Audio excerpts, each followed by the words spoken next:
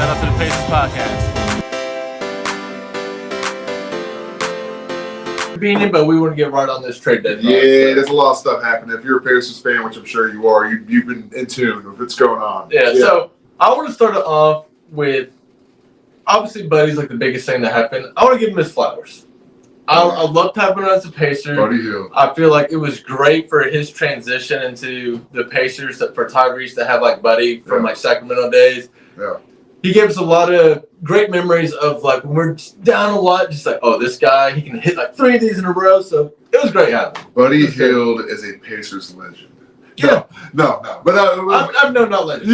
But like I always remember him, you know? No, he came in and he was a valued team member, and he put in a lot of work. He was good. He helped. The run we're on now, I believe, is to be a legendary run in the sense that having the most efficient offense of all time, or whatever it is it's never happened before. We kind of took the league by storm. He was a big part of that. That's facts. So I think he's going to be remembered, respected. You're not going to get no booing from me in the crowd, nothing like that. Yeah. Thank you. I think that's Pacer Nation across. So I don't think everybody would give him his. Now he obviously he kind of stopped. He was underperforming here recently. Yeah. But regardless, a lot of hate. But overall, we can all sit back now and go, okay, thank you for your time here, man. And good luck. When him and Tyrese first came over, we had Turner, and like that was it. You know what I'm saying? So like, if it would have been just Tyrese and Turner, that first year might have been a little rougher. You know what I'm saying? So he made a transition to Indiana. Exactly. He was great in transition. Yeah. And let's go ahead and hop into it now. I think a lot of it was. What's your initial thoughts? Buddy Hield trade. What do you think? What do you see it? What do you feel? Good, bad, go. My initial thoughts are, I knew it was going to happen. Yeah. And I'm happy it's happening because I want Mathen to start taking that starting role. I think Mathen, at the beginning of the season, I don't think Mathen was ready. I really don't, But now I think he's ready. I think over the past 15 games, he has really shown his readiness and he's been consistently improving. So, Okay. What are your thoughts? When I first saw it, I went, okay. Well, I was like, I was literally in class today, and I got the text. I was like, I was kind of shocked. Oh, fuck, what happened? And but no, I saw that he traded for 2 players off the Sixers and some picks, second rounders, whatever. That was the one thing I was kind of disappointed in. Like 30 second rounds is like I don't care. It's that I don't care. We're gonna use it probably for some type of trade in the future, or maybe some type of. We got Obi Toppin and James Smith for second round. So it's possible, but it's whatever. I'm not mad at what we got in return. What I told you earlier was that what I would have liked, it was to keep him and traded him as an asset along with maybe another player, some more of our assets for going for that push for another star. That's what I would prefer. At the end of the day, I'm not mad at it because Buddy Hield, I think we all kind of got the feeling. Number one, he probably wasn't. He wasn't going to be here long term, and 2, he was going to get traded eventually. I would have liked us to sit back and maybe go for that big one, but hey, it is what it is. I'm not mad at it. It's okay. I mean, I think even though he wasn't directly used in that push for that next player, I think he was used in that push in the sense of we need more money. And he takes up a lot of money. Yeah. So, we obviously end up getting Doug McDermott, who takes like a third of the price. And we might even be able to re-sign him for like a cheap contract. Yeah. Because he's like 32, 33, just for like a 3 guy off the bench. Yeah. Like third of the contract. We're going to have to give Tyrese max money next year. Yeah. Siakam max money next year. Max. If we want any chance, if we just want these 2 guys, but if we want any chance of the third guy, Buddy had to go, and he had to go now, why we still get assets from him. Yeah. And I think, too, with the trade we ended up making with the Warriors or somebody, we end up getting paid some money, too. Corey Johnson, or some shit like that. His name is, just had it up. Here, go ahead. But that's something that other teams don't need to worry about, but we actually need that money. That actually matters to us. I think last year we basically sold a second round pick to I think the Lakers for $3-4 million or something like that. Yeah. And I feel like there's been Corey Joseph. I feel like there's been a lot of prep work to they're building around Halliburton. We got the Siakam thing coming. Like this is the foundation. Yeah, this is the moves. If we were trying to win it all this year, keeping Buddy over Doug McDermott, that's probably a move. But we're not. We're planning for the future, and I like it. I think Kevin Pritchard, I think he's made, but almost exclusively good deals. Like I don't think he's made like a bad move like the past 2 or 3 years. At least not since Halliburton's been here. No, man, we're doing good. You know, right now we're just cooking.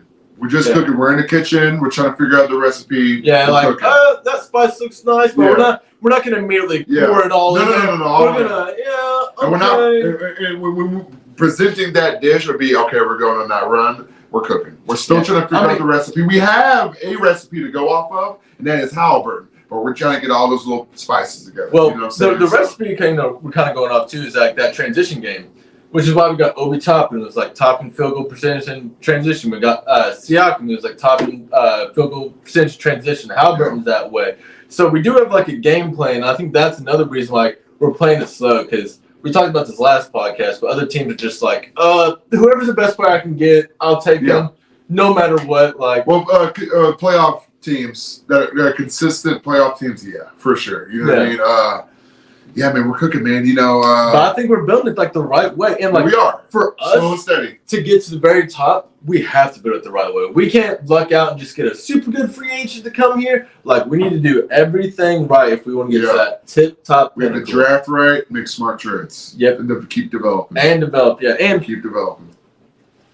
Again, Mathurin, very high in him right now. Yeah. Like he's very high. I'm with you all the way. I can't believe he's only second year. Sometimes at the beginning of the season I was putting more pressure on him, but I have to remind myself he's second year, and now I'm saying, he's only second year, so that's good.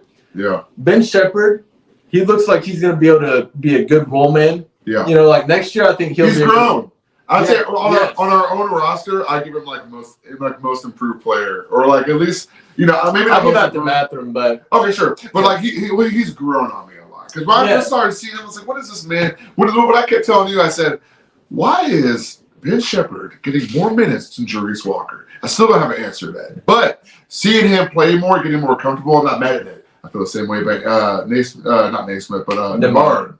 You know, just seeing him. I know we had the debate over Nembhard versus McConnell. I'm still sticking with Nembhard. I'm sorry. I fuck with McConnell, but the future is Nembhard. So the future is Nembhard. Another thing with the Ben Shepherd thing that I really like is through the rest of the season we've been playing Ben Shepherd a lot now, right? Yeah.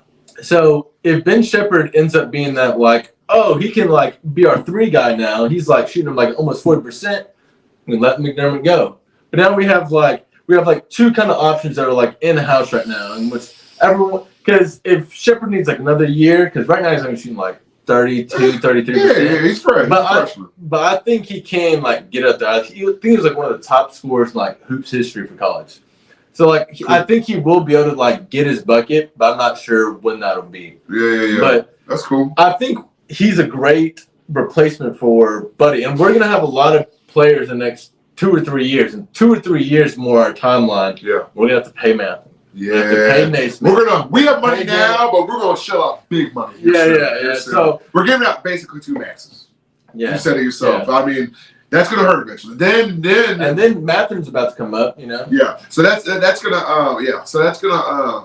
gonna really reshape how we try to go after like another player for our push. You know what I mean? And then that's the like thing too is, are we gonna like get there and kind of just, all right, this is good enough, or are we really gonna push? And I hope we are. I'm not gonna lie, Pacers history has showed me that a lot of times we like get up the gas. You know what I'm saying? Because that's what happened with Paul George. Yeah. Well, our last handful of years were really trifled due to Sabonis's Oladipo's injury. Yep. Because we did have a future for a second. Oladipo was an all-star. We were like consistent, like 4th, 5th. We were top seed. We were in a playoff team. And knowing what we know about Sabonis now, snub from All-Star. Yeah, really. Shout out Sabonis. Yeah, really. I think he's like number 5 or 6 at MVP. Dude, hate, bro. Like number 2 in triple doubles. Could be racist. I don't know. I'll look into it. They don't want 3 white players. 3 whites is a lot for the NBA. We're not there yet. No, it is great. I mean, I don't. You know, I still got love for him. I did too. Oh yeah. So level Oladipo, he got cut today or waived today. Shout out, sorry man. So I wanted to put his jersey up there because somebody commented as one of the groups, and I hope you're watching this. And somebody said, dude, let's bring back the band because if Corey Joseph, Doug McDermott, let's get Vic in the door, all right? And then, our bench could be like our team from like 5 years ago. I'd rather have Lance than Vic. Oh, dude. stop. Yeah, Lance, dude. Lance season. Hey, today, a little off topic, but today I saw he had 2 like back-to-back, like insanely proficient games. I think 25-point games. Were, I mean, fuck Doug McDermott, bro. Let's give Lance. I'm sorry, James Johnson, but let's give it another 10 days to Lance. Just see what he can do. Dude, just another 10 days for like a send-off. A send-off. You know what I'm saying? Like, welcome, like when Tyrese was injured, they should be like, all right, this is Lance's send-off. Yeah. Lance, you are like taking over Tyrese's spot. Yeah. Do whatever you want. Yeah. Crowd pleaser. You veteran minimum. Come back home, baby. Yeah. You know what I mean? Like, whatever. But hey. I mean, pay him the max. Okay. You know what I mean? And another reason, too, like, I've kind of already touched on it, but we can't, like, resign Buddy is Mathurin. You want the money for him. He has to take that starting spot next year. Yeah. And we can't pay that much for a bench 3-point shooter. I'm excited to see Mathurin develop into that, like, hell yeah, he's a starting, no debate. He's just knocking out the park. He's pulling up. He's taking that, an opportunity running with. It'll be such a great 1-2 punch if like Mathurin keeps developing at the rate. With Tyrese's game, he likes to take the threes, make the pass. Yeah. Mathurin's game, he likes to drive straight in and get the free throws. What are your 2 most efficient things? Free throws, threes. Yeah. So if we get like a top guy at free throws, a top guy at 3. Yeah. Hey, that's a good 1-2 punch. And the 0-0, that's cold. Yeah. There's some kind of cool nickname we need to come up with for that, For what? For what? With who? The 0, the 0-0. I feel like there's some nickname there. We'll workshop it. Yeah. We'll see what we can do. Yeah, that's cool. My favorite nickname on the team is Obi-Wan. Yeah. That's fire. Yeah. That's pretty fire. Him and Burton is pretty cool. Him and Burton's good. Yeah. MVP of Burton. Sorry. Shout outs. So I don't want to drag this on, too long. We just want to address anything. So. Do you have any more thoughts? We made a couple other moves, but I mean, whatever. Yeah, it's not really moving the needle too much. If you're here, thank you for being here. Tell us your thoughts. Are you happy? Are you mad? I've loved seeing all the comments in the Facebook page. 3-Point Threat. I love reading y'all's comments. I try to comment as many as I can because it's cool to see everybody's different perspectives. So some people freaking out, some people love it. I've seen people change my perspective too. So call us on our bullshit if you think we're bullshit. And if you think we're right, give us a hallelujah. You know what I mean? So and I would love to start kind of writing down your all's names, kind of bringing up some of your all's points, kind of like quoting you. Because if you see this and you have a concern, if it's if we fuck with it, we'll throw it on the thing. Yeah. So look it out for it. Follow us on YouTube, 3-Point Threat again. Get active in the Facebook, man. Yeah, keep being active. We appreciate y'all.